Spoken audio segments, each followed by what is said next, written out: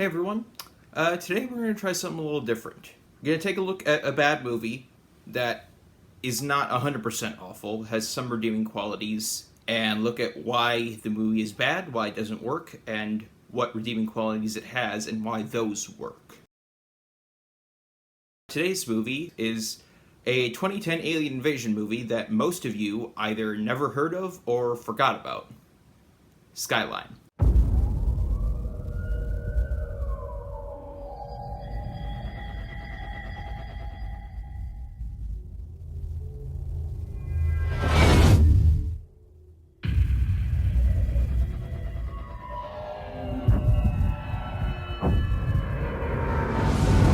Skyline follows a group of people who are in an apartment building when an alien invasion goes down, and it follows their attempts to survive this mess. It was directed by Colin and Greg Strauss, also known as the Brothers Strauss, who primarily, I believe, work as VFX artists, but have also directed this and Aliens vs. Predator Requiem.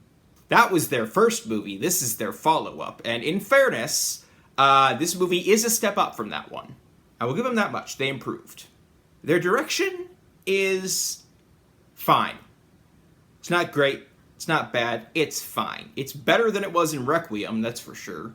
So why doesn't this movie work? Well, the writing, mostly. Most of the characters are unlikable, like few to no redeeming qualities. You have fucking Turk from Scrubs in this movie, and there is nothing to like about his character. That should not be possible. Really, the only characters I have any sympathy for are our main couple, and I have sympathy for them because they're not pieces of shit, but really there's not much to them as characters.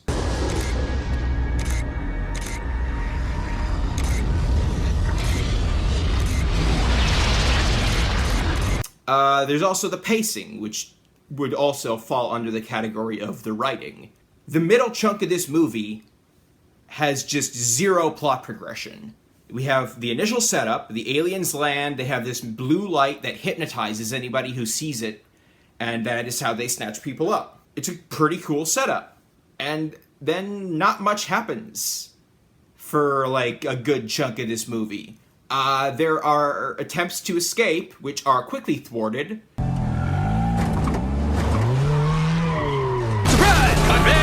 They have to kill one alien, or at least incapacitate one alien that gets down into the parking garage so they can get back up, because that plan failed. And then stuff finally kicks into gear once we get like towards the end of Act 2, start of Act 3. Then shit actually starts happening, and like more characters start dying. Vaya con Dios, you son of a bitch.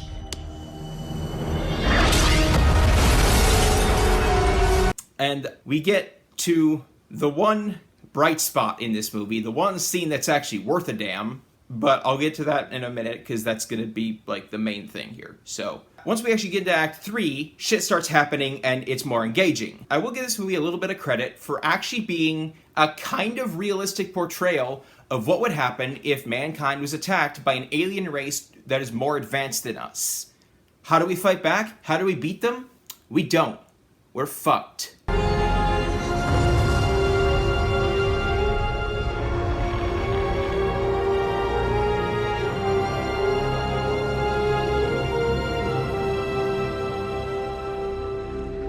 Hell, the only reason we stand a chance is because we start using their weapons against them in the sequel. For as much of a downer as this movie is, and really, I feel like they went a little too hard on that. They should have had a few more bright spots, or rather hope spots, as TV Tropes calls it. But still, for the most part, I don't mind it. Once we get to the ending works. But then there is the one true bright spot in this movie, the silver lining, and the redeeming quality that I mentioned. The dogfight. Our character, I don't want to call them our heroes, but they're not all losers, so I'm not going to go with cinematic excrements, little running bit. So our characters, I'll just say, are in pretty nice apartment. Probably would have been more affordable in 2010 than it is now. And it's a very nice apartment that has a telescope hooked up to the big flat screen TV. And during the character introductions portion of the movie, we found out that most of them suck because they were using the telescope to peep on, like, people in either I don't know if it's like another part of the same apartment complex or like a different apartment complex nearby. And just like, looking in people's windows, watching them fuck, watching them do whatever else they're doing. Once shit starts going down, the telescope actually becomes important because they close all the blinds so the aliens can't see in, and then they have the TV and the telescope turned on so they can see out the window, out a little gap in the shades, so but without anyone outside seeing in, which, to be fair, is actually a smart thing to do. And this brings us to the moment when shit actually starts happening after a whole lot of nothing happening, which is when the military finally arrives. Up until this point, anyone who sees the blue light is instantly hypnotized, and they can be snapped out of it if they're like pulled out of the way or something blocks their line of sight. But most of them are not so fortunate, and they get sucked up into the big spaceships. Oh yeah, and by the way, the aliens are here for us. They are using our brains as fuel for their machinery. And possibly themselves.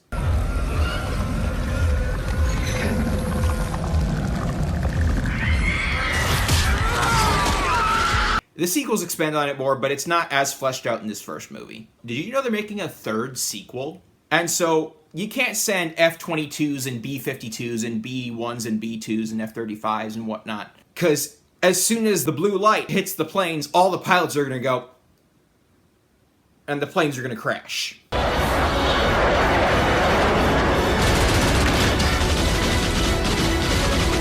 So, what does the military do? They send in drones.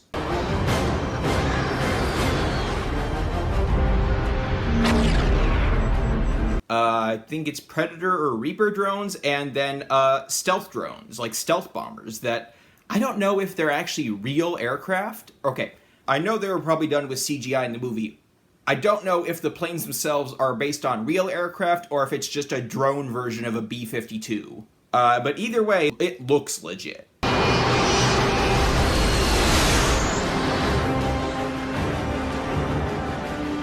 The dogfight with these drones attacking the mothership is the one scene in this movie that's actually worth a damn. It's well shot. The editing is... the cinematography and editing aren't particularly bad in this movie, but they're not great. They're nothing special. They're nothing to write home about. Here, they actually step it up a little bit. The dogfight, it's well shot, it's well edited, the pacing is excellent. There's a great sense of urgency. As soon as the drones get into a certain range, the mothership starts unleashing smaller ships to intercept them. And we have these smaller drones filling the role of the escorts, protecting the bombers. For once, the audience is actually right in the character's shoes, watching, hoping, come on, blow this fucker up. And then one of the bombers goes down.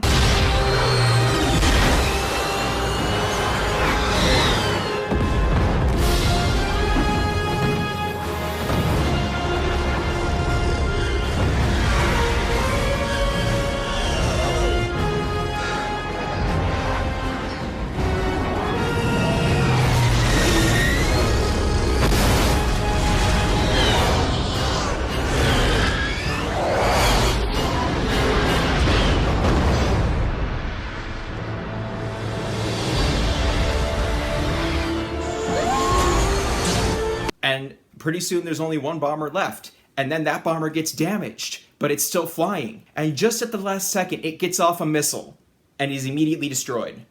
But the missile gets fired, and it's a nuke. And a little bit of artistic license here.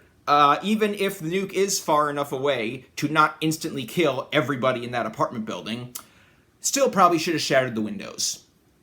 But I digress. Mothership is torn asunder and crashes. And then it starts piecing itself back together. Oh yeah, like I said, we're fucked. Throughout the movie, and more in the sequels, but there's a bit of it in this movie where the line between machine and life form is blurred. In this movie, it's never made entirely clear if the aliens are controlling the machines or if the aliens are part machine, like biomechanical.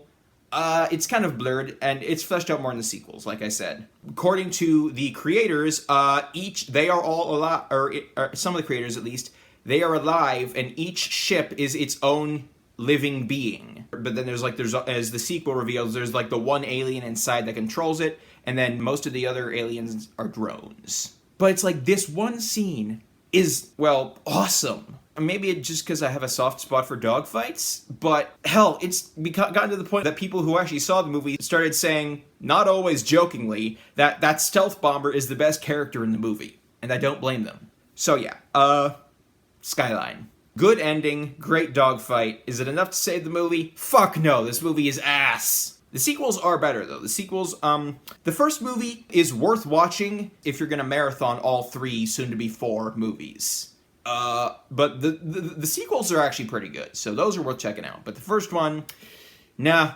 not much of value here, unfortunately. That's all for now. Stay safe in these crazy times.